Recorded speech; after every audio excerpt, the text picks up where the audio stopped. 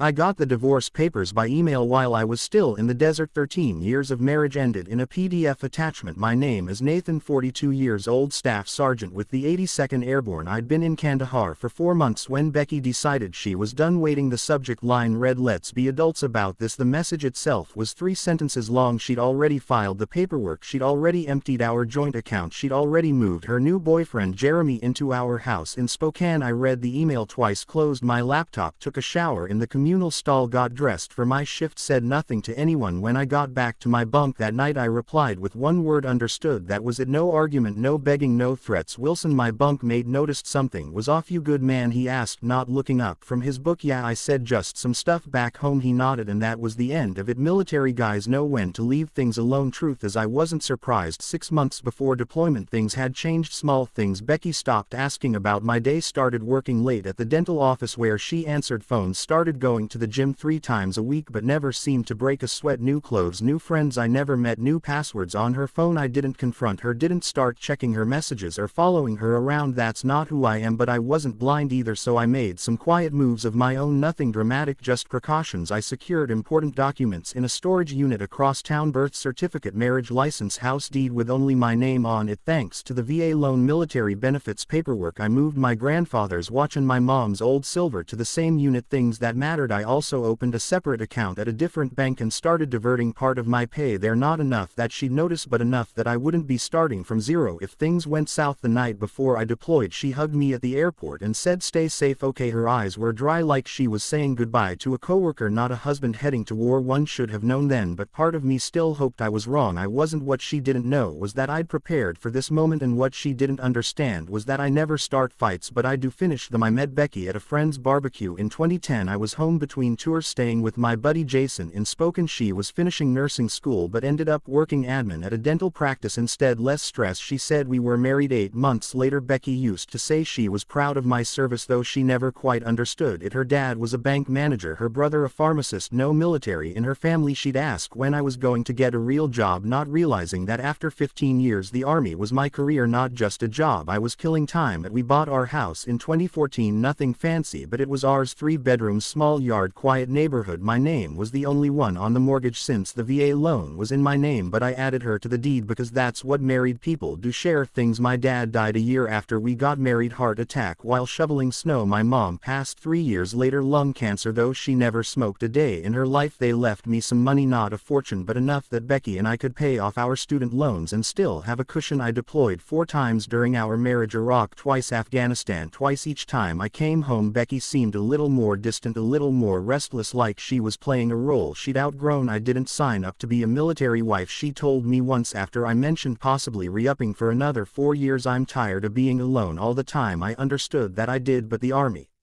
was the only place I ever felt like I truly belonged. I was good at my job, people depended on me. In 2019 things started changing. Small stuff at first. Becky got irritated when I called during her girls' nights, started talking about how her friend Melissa had divorced her husband and was living her best life now, started making comments about how we didn't really have anything in common anymore. I suggested counseling. She said we were fine, just going through a phase. Then came the late nights at work, the weekends away with friends I'd never met, the new clothes, the gym membership she rarely used. I should have confronted her, but that's not how I handle things, never have. My dad taught me to think before I speak, to be sure before I act, so I watched and I prepared quietly because my gut was telling me something was coming, and in this life you learn to trust your gut. 2 weeks after getting the divorce email, I was sitting in the mess hall when my phone buzzed, a notification from our bank app, another withdrawal, $88,500, almost everything that was left. I set my fork down and opened the app. The joint account balance was down to $22.37. Our savings, $47,000 we built up over years, was gone, completely transferred to an account I didn't recognize. Murphy, one of the guys from my unit, glanced over. "Bad news." I locked my phone. Not just some account stuff. That night I called our bank from the BA phone center. Turned out Becky had been moving money for weeks, small amounts at first, then larger ones. The big transfers started the day after I deployed. I hung up and stood in the hallway for a long time, watching guys laughing, calling their kids, their wives, their parents, normal life happening all around me while mine was burning down. That's when Wilson Wilson found me. Heard from Alvarez that you looked like you'd seen a ghost at dinner. He said what's up. I don't usually share personal stuff, but Wilson had pulled me out of a bad situation in Kandahar once. I trusted him. My wife emptied our accounts and moved her boyfriend into our house. I said sent divorce papers while I was on patrol last week. Wilson didn't give me the usual no I'm sorry or that's rough or you'll find someone better. He just asked what's your plan. Not sure yet, I said. He nodded. Let me know if you need anything. That night I couldn't sleep. I pulled out my laptop and logged into our home security system, something Becky probably forgot I could access remotely. The cameras showed a strange truck in our driveway, a man I'd never seen before walking our dog, using my coffee mug, wearing my Seahawk sweatshirt, and there was Becky laughing in the kitchen. I'd renovated myself during my last leave. Something shifted inside me, not anger exactly, something colder, clearer. I closed the laptop and pulled out my phone, made a list, called James' Army buddy who became a lawyer, checked the VA loan terms, contact Master Sergeant about emergency leave, review home refinance documents, something Becky mentioned casually last year, check the security on my military pension accounts. I didn't feel sad anymore. I didn't even feel angry. I felt focused, like I was planning a mission. This wasn't about emotion now, this was about strategy. At 0500 before my shift started, I sent an email to James with the subject line need legal help, discreet and urgent. His reply came an hour later, call me, secure line only. When I hung up from that call I knew exactly what I needed to do. I didn't need to yell, I didn't need to threaten, I didn't even need to confront her. I just needed to wait and watch and let her own actions become the trap. 2 months later I was back on American soil. I didn't tell Becky I was coming home, didn't call, didn't text, just checked into a motel in downtown, spoken under a different name, and contacted James. We met at a diner 10 miles outside of town.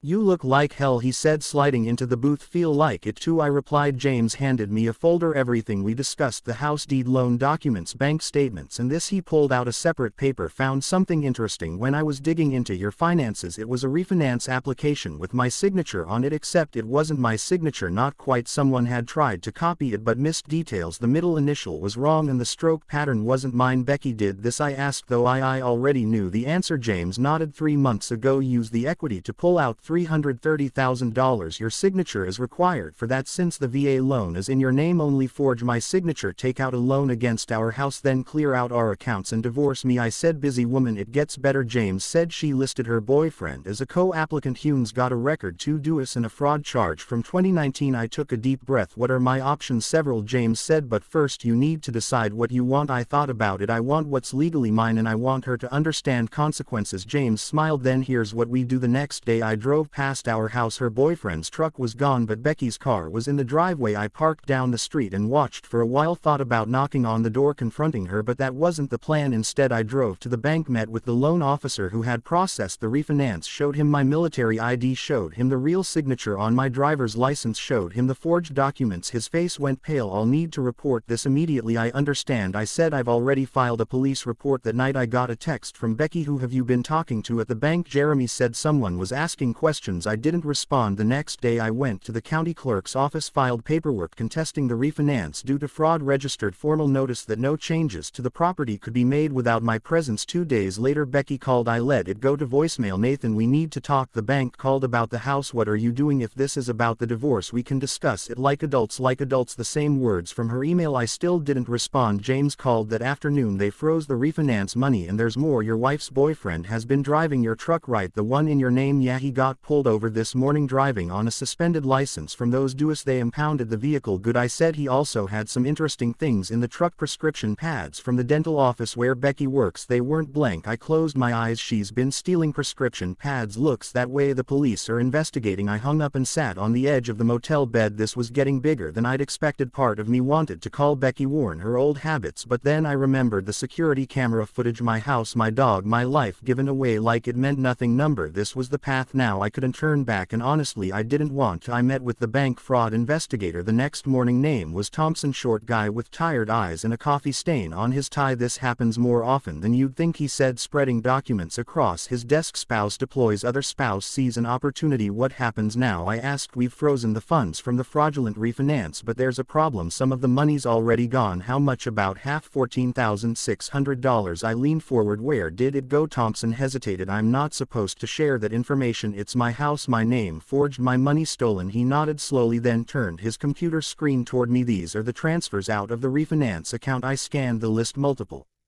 Transfers to someone named Daniel Spencer, not Jeremy. Someone else I'd never heard of. Who's Daniel Spencer? I asked. Thompson shrugged. Not my department, but you should ask your lawyer to subpoena these records. I called James as soon as first left the bank. Daniel Spencer, he repeated. Let me run a check. An hour later he called back. Got it. Daniel Spencer is a real estate agent, specializes in quick sales, cash deals. She was planning to sell our house. I said. The realization hit me like a physical blow. Looks that way. The deposits were probably earnest money to get him moving on a listing. But here's where it gets interesting. Spencer has done business with Jeremy Ryan before. Jeremy Ryan is that your wife's boyfriend? Yes, they've closed 3 deals together in the past 2 years. I sat down on a park bench trying to process this. So this wasn't just Becky leaving me for some guy. This was what a planned operation. Maybe, James said carefully. First did some digging into Jeremy Ryan. He has a pattern, gets involved with women going through divorce or with deployed spouses. 3 cases I found so far. Each time the woman's home gets sold well below market value to one of Spencer's clients. Ryan gets a cut, then he moves on. And Becky, she knew about this. Hard to say. Maybe she's a victim too, or maybe she's in on it. I rubbed my face. This wasn't just about Becky betraying me anymore. This was something bigger, something calculated, and other military families had been victims. What do we do? I asked. I've already contacted the FBI's Financial Crime Division. James said. This crosses state lines, involves military personnel and VA loans. They're interested. That night I sat in my motel room with a beer thinking about everything, wondering if Becky had been playing me our entire marriage, or if she'd gotten swept up in Jeremy's scheme, wondering if it even mattered. My phone buzzed. Becky again. Nathan, please call me. The bank is saying something about fraud and Jeremy got arrested for driving your truck. I don't understand what's happening.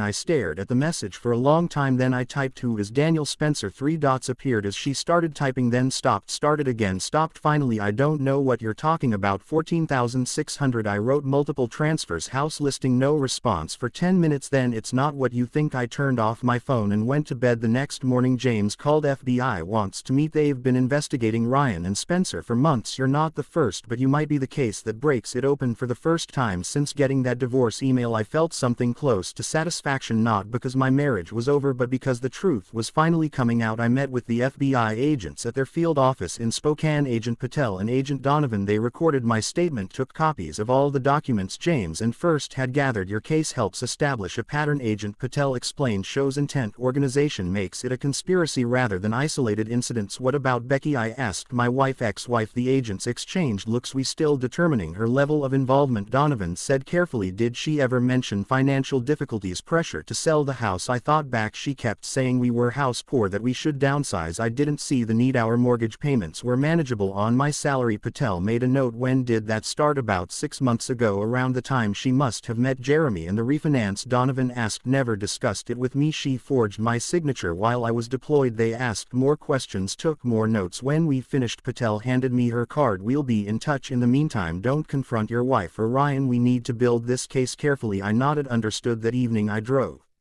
to our neighborhood again, parked down the street from our house. Jeremy's truck was back, must have gotten it out of impound. Becky's car was gone. My phone buzzed. Text from Becky. We need to talk in person. Meet me at Riverfront Park tomorrow. I showed the text to James over breakfast the next day. Don't go, he advised. Nothing good can come from talking to her right now. I won't, I said, but I want to know what she's doing today while she thinks I'm meeting her. We drove to our house at 9:30 a.m., parked across the street at 9:45. Becky came out, got in her car and drove away, heading toward Riverfront Park. Now what? James asked. Now we wait, First said. 20 minutes later a car pulled up, real estate agent logo on the door. Daniel Spencer. Jeremy came out to greet him. They talked in the driveway, then went inside. Should we follow them? James asked. First shook my head. No need. First installed security cameras last year, interior and exterior. They upload to cloud storage. James smiled. You didn't mention that before. Never came up, I said, pulling out my phone. I opened the security app and angled the screen so James could see. Spencer and Jeremy were in our living room. Spencer was taking photos. Jeremy was pointing at features of the house. I turned up the volume. Should list by the end of the week. Spencer was saying, I've got a buyer interested already. Cash offer as usual. How much? Jeremy asked. 420. We list at 470. They offer 420. Everybody's happy. What about the husband? Becky says he's causing trouble. Spencer waved dismissively. Military guys are all the same. They make noise, but they've got deployments, responsibilities. He'll take a settlement to make it go away. I turned to James. You getting this? He was already recording the feed on his phone. Every word word I forwarded the security feed access to Agent Patel with a short message happening now 30 minutes later. Our house was surrounded by FBI vehicles. I watched from down the street as Agents LED Spencer and Jeremy out in handcuffs. My phone rang. Agent Patel got them on tape discussing the fraud scheme she said, plus conspiracy, wire fraud and attempting to sell property under false pretenses. We going to need a formal statement from you, of course, I said. And Mr. Briggs, your wife just arrived at the scene. She's distressed. I looked down the street. Becky was standing on our lawn, hands over her mouth, watching as FBI agents carried boxes of documents from our house. What happens to her? I asked. That depends, Patel said, on what she knew and on what you want. I watched Becky for a long moment. 13 years of marriage, good years at the beginning before whatever this had become. I just want what's right, I said. Finally the federal case moved quickly. Jeremy and Spencer both took plea deals implicating each other and several other conspirators in what turned out to be a three-state operation targeting military families. Becky maintained she knew nothing about the larger scheme, said Jeremy had convinced her I was hiding money, planning to leave her with nothing, said the refinance was his idea, she'd just gone along with it. Maybe that was true, maybe it wasn't. Either way, she agreed to a settlement, full restitution of the stolen funds, forfeiture of any claim to the house or my military pension, a signed confession about the forgery in exchange. I didn't press charges. The divorce was finalized 6 months after that email from Kandahar. No fault, clean break, all things considered. On the day the last paperwork was signed, I got a call from Agent Patel. Jeremy Ryan was sentenced today, 8 years for fraud, conspiracy and identity theft. Spencer got 12. Thought you'd want to know. Thank you, I said. There's something else, she added. We found evidence they've done this to 11 other military families. Your case helped us build the pattern. Those families might get their money back because of you. After we hung up, I sat on the porch of my rental apartment watching the sunset, thinking about those other families, other men who deployed, thinking their homes and marriages were safe, only to come back to emptiness. I hadn't planned on being the one to bring down Jeremy and Spencer's operation. I just wanted what was mine, but sometimes things work out in ways you don't expect. My phone buzzed. Text from Becky. I never meant for things to end this way. I didn't respond. There was nothing left to say. A year later I sold the house, couldn't stand to live in it anymore. Too many memories, too much betrayal in those walls. I used the money to buy a small cabin outside of Missoula, Montana, 2 bedrooms, 10 acres of land, a creek running behind it, no neighbors for miles. I took early retirement from the Army. 20 years was enough. I'd given enough. I got a dog, German Shepherd named Scout, started doing carpentry work for locals, nothing fancy, but it kept my hands busy and paid the bills. My military pension covered the rest. Sometimes I thought about Becky, wondered where she ended up. James heard she'd moved back to her hometown in Oregon, working at another dental office, starting over. I guess I didn't hate her anymore, didn't much feel anything about her, to be honest. She'd made her choices, and so had I. One evening I got a letter from a woman in Fort Worth. Her husband was in the Navy, deployed when Jeremy and Spencer tried to run their scheme on her. The FBI had given her my name as part of the case. You don't know me, she wrote, but you saved our home. Thank you. We're fighting back when it would have been easier to just walk away. I read it twice, then pinned it to my refrigerator. Some days when the silence got too loud or the memories too sharp, I'd look at that letter and remember that something good had come from all of it. Last I heard, Jeremy was still in prison. Spencer too. The system worked for once. As for me, I was finding my way forward, one quiet day at a time, building something new, something that couldn't be stolen or forged or betrayed, something that was just mine for